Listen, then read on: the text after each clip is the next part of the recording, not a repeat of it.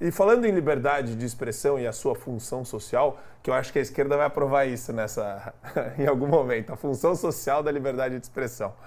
A gente tem aqui o vídeo. Isso é uma péssima ideia isso. A sua opinião tem função social. A sua opinião tem... Cara, eu vejo Alexandre de Moraes usando esse argumento. Cara, posso falar? Propriedade privada é a sua consciência. Eu seria um ótimo Função social da esquerdista. consciência. Eu sei reproduzir os argumentos da esquerda muito bem. Acho que eu seria um ótimo líder sindical / invasor. A primeira propriedade privada, o corpo. A segunda, a consciência humana. Qual a função social da sua consciência? Está beneficiando quem? E eu queria trazer então sua uma liberdade pauta... não tem função social. Tá vendo? Você não está beneficiando ninguém, a não ser você mesmo, seu egoísmo, seu capitalista burguês. Eu quero trazer a pauta do aluno, Matheus. Anarquista não. Tem um vídeo que eu quero colocar antes de passar para vocês assistirem brevemente. Acho que tem som aqui também do retorno para a gente colocar. Vamos lá. Told that my shirt was targeting a protected class. Who is this protected class? Are their feelings more important than my rights? I don't complain when I see pride flags and diversity posters hung throughout the school. Do you know why? Because others have a right to their beliefs just as I do. Why do the rules apply to one yet not another? I feel like these adults were telling me that it wasn't okay for me to have an opposing view. Their arguments were weak, in my opinion. I know that I have a right to wear a shirt with those 5 words. Even at 12 years old, I have my own political opinions, and I have a right to express those opinions. This right is called the First Amendment to the Constitution. Na camiseta desse garoto estava escrito: só existem 2 gêneros. E ele foi considerado, né, um garoto odioso. Parece que ele estava disseminando o discurso de ódio, segundo uma série de entidades, organizações e influenciadores lá nos Estados Unidos. O nome do garoto é Liam Morrison. Ele tem 12 anos de idade e estuda em Massachusetts, nos Estados Unidos. E acho que a questão que fica para a gente aqui refletir é o nível de insanidade que que a esquerda conseguiu construir para que as pessoas achem que a sensação de ofensa, se sentir ofendido, é pretexto para você massacrar a pessoa que você acha que te ofendeu. E as verdades mais absolutas, inclusive biológicas, são objeto de crítica e relativização da esquerda. Só que eu acho que tem método aqui. Eu queria jogar esse método para o Fernando Holliday. Fernando Holliday, quando você relativiza a biologia, se você consegue relativizar a biologia e se torna uma pauta do politicamente correto, você relativiza todo o resto. Exatamente, exatamente. Eu acho que uma das coisas mais bizarras envolvendo a ideologia de gênero é que se trata puramente de uma teoria social. E veja, eu não sou contra você discutir teorias sociais, não importa quais sejam elas, no ensino médio, por exemplo, nas aulas de sociologia, temos aqui uma socióloga, nas aulas de filosofia, acho uma discussão super saudável, qualquer discussão sobre qualquer teoria. Torna-se um problema quando você assume essa teoria social como verdade e como uma verdade que se sobrepõe à ciência. É disso que se trata aqui. E aí é que mora o perigo. Porque, por exemplo, o menino utilizar uma camiseta dizendo que só existe 2 gêneros, ele nada mais está fazendo do que expressar a opinião dele sobre uma teoria social. Só que essa opinião dele sobre esta teoria, que pode ser discutida, enfim, como qualquer discussão você tem 2 lados, a opinião dele sobre a teoria está sendo impedida, e mais do que isso, a opinião dele está sendo colocada como necessariamente ofensiva a todo um grupo, ou na tradução livre ali, como colocaram, uma classe protegida. Isso é um negócio absolutamente surreal. E eles conseguem impor isso de uma maneira que muitas vezes até as pessoas ficam constrangidas de colocar a sua opinião, como se fossem absolutamente retrógradas, preconceituosas ou qualquer coisa do gênero. Na Câmara Municipal, alguns dias atrás, por exemplo, gerou-se uma grande polêmica porque um dos projetos colocava o termo família tradicional em um projeto de lei, não lembro exatamente o contexto. Mas a bancada do PSOL veio em peso, ofendida. Como? Vocês se atrevem a falar em família tradicional em 2023? Isso é uma ofensa! Veja, olha que surreal. E o que era a família tradicional? Um pai, uma mãe e um filho. Veja, eu não fui criado por uma família tradicional.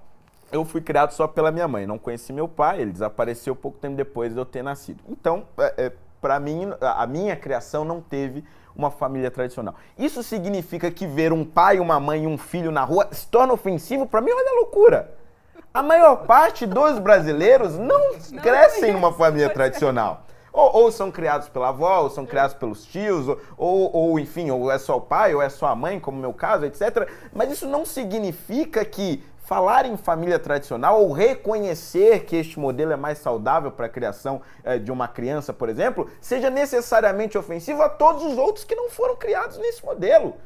Pode haver outros modelos de família, sim. E não é ofensivo reconhecer que haja um modelo que é tradicional, mas eles enfiam essa verdade na cabeça das pessoas, seja por meio das escolas, seja pelos veículos midiáticos, como se fosse uma verdade absoluta, e quem discorda é considerado preconceituoso. Esse eu acho que é um dos maiores riscos que nós temos hoje na nossa sociedade. Esse mantra, essa doutrina, esta série de dogmas que a esquerda vai colocando lentamente para as próximas gerações. E aí, nesse caso, é um alívio quando a gente vê um menino como esse colocando o seu posicionamento e percebendo que a liberdade de expressão dele e a liberdade de discordar dele é muito mais valiosa do que o que essas pessoas acham e tentam enfiar e impor na cabeça das crianças. E é engraçado, Holiday, porque sobre esse tema eu vejo que tem muita gente anestesiada porque não acha o tema relevante. E essas pessoas geralmente, sem querer, acabam concordando. Então você começa a enfiar essa pauta identitária e tem uma separação que precisa ser feita. A minoria militante, marxista, LGBT, insana, depravada, e a galera que tem disforia de gênero e que precisa lidar com esse problema. São duas coisas diferentes. Militância não é o mesmo que o pessoal que lida com isso diariamente, que tem transtorno de identidade, que tem disforia de gênero. Então, porque eles costumam confundir os dois para virar e falar, tá vendo? Ó, você não gosta de mim, você é odioso, e só o representante você não me aceita como ser humano. Isso aí. E a gente acaba ficando refém dessas pautas, inclusive no Congresso, porque eu vi, deputado, logo depois do PL da censura, votaram a pauta da equiparação salarial entre homem e mulher. Que já existe. Que é uma coisa ridícula, patética, Porque já existe. Ultrapassada. E eu percebo que tem um baita medo, e tem um baita medo de gente da direita que, para não parecer um pouco, né? Eu não quero parecer radical. Mesquinho. Eu quero ficar limpinho. Eu votei pela equiparação. E você sabe que aqui é uma estratégia dupla. Se você não vota a favor, tá vendo? Você é o fascista que não quer. Se você é a favor, você perde o apoio do teu próprio público. Você foi a favor da pauta. Você é a favor da disparidade salarial entre homem e mulher? E é uma coisa que tem, porque foi Getúlio Vargas que fez isso lá atrás. Já tem. O impacto é o que vai morder mais. Essa discussão, se é certo ou não, eu diria que é até secundário, porque o impacto é o que vai valer. Você passar uma lei dessa, e a nossa previsão lá, e discutimos lá nos grupos, era de que isso vai gerar desemprego entre as mulheres. Claro. Isso vai criar um ônus muito maior para os empresários, vão pensar 2 vezes antes de contratar uma mulher. Então, essa lei é contra as mulheres, é contra o emprego de mulheres. Tá com medo. No sentido prático é onde você tem que ver se essa lei vale ou não. É uma coisa a gente discutir no foro filosófico, moral. Agora, quando você traduz isso em lei, aí é que entra a coisa que tem que ser mais rigorosa. Eu acho que os deputados que votaram a favor Mas aí sabe o que o tarado faz? Põe cota. Então, daí você tá ferrado, mas porque daí isso- você fala o seguinte, ó, se você não tiver cota, você é exato. machista. Pois é, mas isso tudo vem nessa sanha controladora. Você impôs uma lei ali de percepção moral.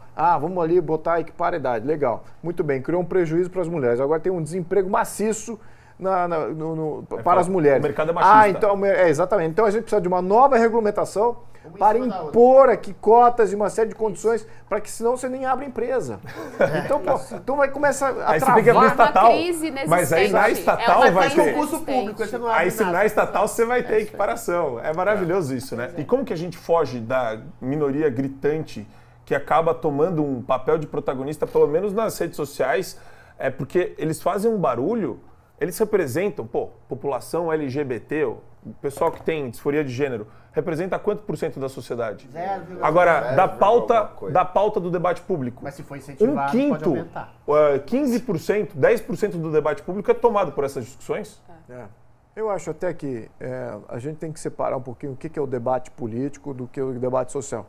Acho que muitas vezes tem alguns deputados que trazem essas pautas que ainda não tem projeto, não tem nada, não tem discussão na mesa, mas eles trazem o que está sendo discutido na sociedade, trazem para dentro do Congresso. E eu acho que eu vejo negativo isso, porque o Congresso ele tem que ser visto como o legislador, fazer lei é uma das coisas mais importantes. Eu, quando estava escrevendo meu livro, via as biografias dos antigos arcontes gregos, o quanto eles pensavam antes de fazer uma legislação, o quanto que eles contemplavam com os outros, antes de fazer uma regra que vai limitar, ampliar, incluir uma série de coisas.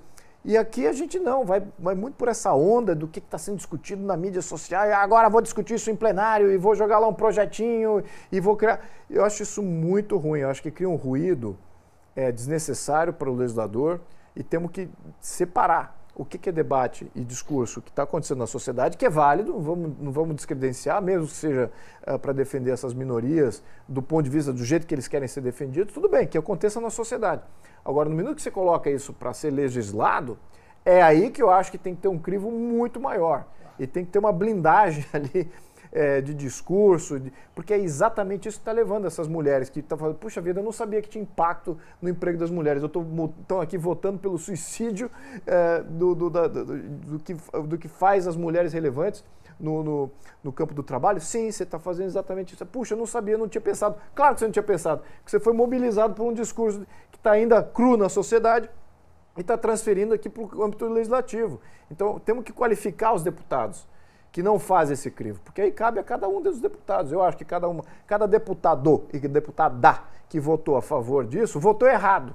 Votou no raso, votou seguindo uma opinião pública mal formada e formada de uma maneira ideológica que não contemplava todos os lados. Então, isso que eu acho que a gente precisa fazer como sociedade, cobrar mais dos nossos legisladores, como sendo grandes arcontes aqui, como era até no passado, até não muito distante aqui do próprio Brasil. E Adriles, fazendo uma última passagem pela liberdade de expressão e a hostilização de crianças nas escolas que apresentam uma visão conservadora, uma visão à direita, é essa realidade que a gente já enfrenta faz tempo também, né?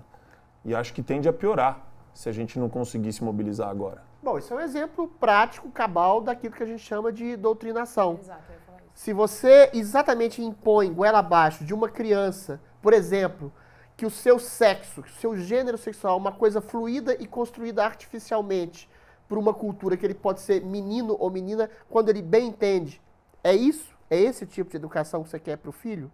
Porque ideologia de gênero é exatamente isso. É a negação da biologia, negação do papel normativo de um homem e de uma mulher, dizendo que isso tudo é uma abstração criada por uma cultura patriarcal e opressora e que você eventualmente pode ser homem e mulher quando você bem entende desde a sua tenra infância. É esse o princípio da ideologia de gênero. Não é uma proteção a pessoas que têm disforia de gênero, que constituem 0,001%.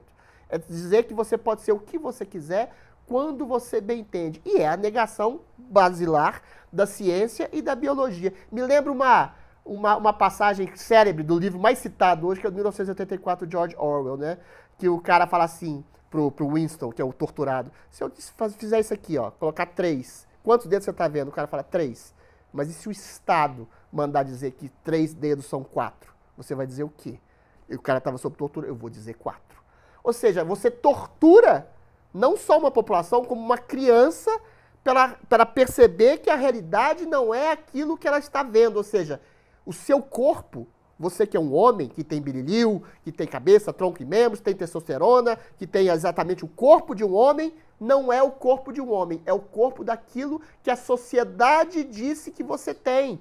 Você nega a biologia para uma criança e quando ela diz, não, eu só vejo 2 gêneros, eu sou homem e tem mulher. Você tira essa criança da sala de aula, diz que ela está sendo ofensiva, não com a população transexual que sofre disforia de gênero, mas ofensiva com um princípio de ideologia de gênero. É mais que a castração da liberdade de expressão. É a castração da possibilidade de você ver a realidade como ela é. É o Estado, e o Estado aqui eu englobo a cultura, a mídia, as escolas progressistas, dizendo que você tem que ver, não 3 dedos, mas 4 dedos, como a ideologia progressista quer que você acredite. Perfeito. Geisiane, e aí? O que a gente faz? Eu gosto quando você fala coisas coerentes. Adriles Jorge. Que absurdo! Agora, quando começa a falar de... capciosidade é uma exceção.